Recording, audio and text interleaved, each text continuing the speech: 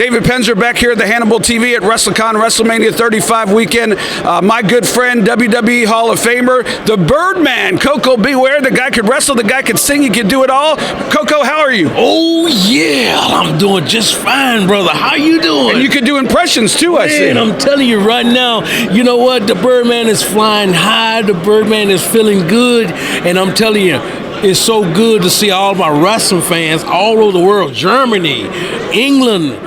I mean, they're from the Middle East. They all here. And I see all of my wrestlers' friends that I rode up and down the road with and had a good time and stuff like that.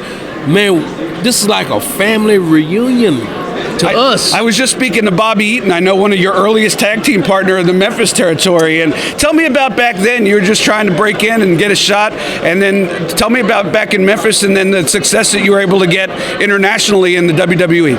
Well, you know, Memphis was the backbone that's kicked everything off and stuff like that. I had a great time in Memphis.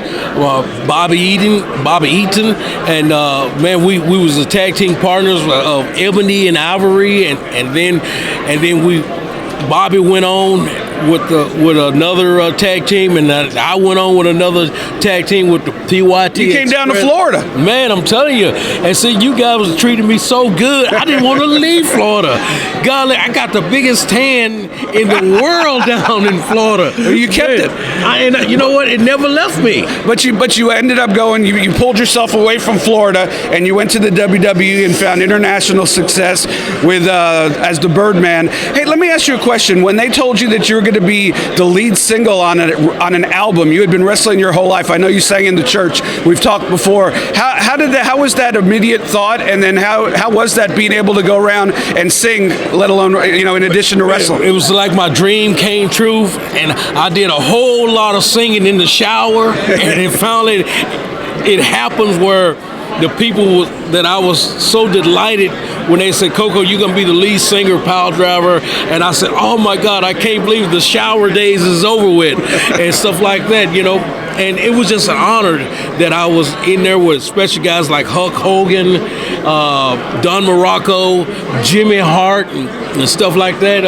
The guys that helped me produce this thing, man, it was just great. And with the video that we done in San Francisco, it took us all day to do a 3-minute video out there, man. I'm telling you, and it was just great. I mean, I just loved it, and I just coming from a little bitty small town of Union City, Tennessee, and made it big. Just made it big, and I just thank God, and I just think it was a lot of prayers and stuff like that, because I dream about being a professional wrestler. I dreamed this is something I wanted to do. I fell in love with this business when I was a kid, and I used to go to my local wrestling every Thursday night, and I didn't miss a night. And my favorite wrestlers was Jerry the King Lawler. I could mention some names, but the people wouldn't know them right now because they never made it big time, but they're proud of me because I made it for them. Absolutely. Hey, we're here Wrestlemania weekend.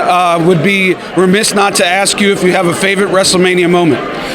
Well, it's always Wrestlemania moments to me. It's always Wrestlemania 3 that I won't never forget.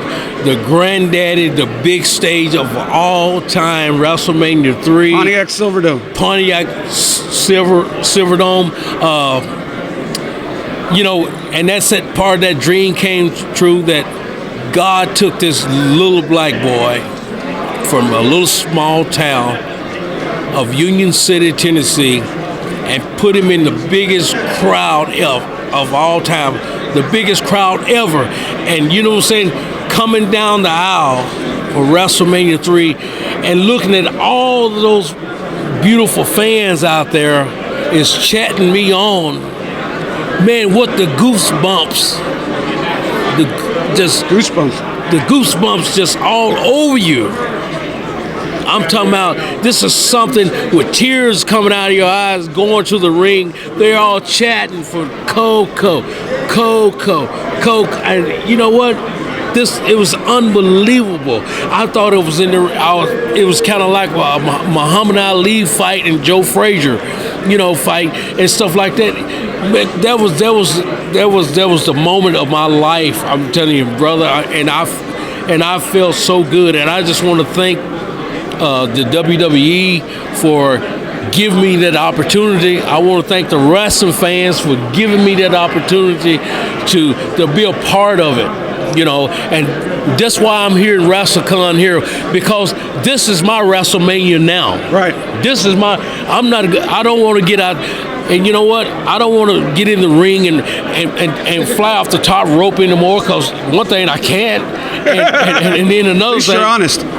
At least another thing, I don't want to, because I want to give it to the young generation. I'm all about the young generation. It's their time to shine. So, guys, the opportunity is your time to shine. Go out there and make the best of it, because the Birdman wants to be that motivator. He wants to be that motivator to push you out there, and so you can do better, so you can be great. And that's what it's all about. It's looking good, talking good. I'm talking about even the female wrestlers and all that stuff. I mean, we got the whole package now. Yes, sir. So let's enjoy the wrestling business and stuff like that. And because I'm telling you, you can go a whole lot of places after this is over with, because I'm telling you, it's a great business, and I think they have taken it to another level. Absolutely. Great advice for young wrestlers that want to be in the business or that are starting in the business from one of the greatest. Koko B. Ware, thank you so much for being on the Hannibal TV, and we wish you luck. Thank you for having me.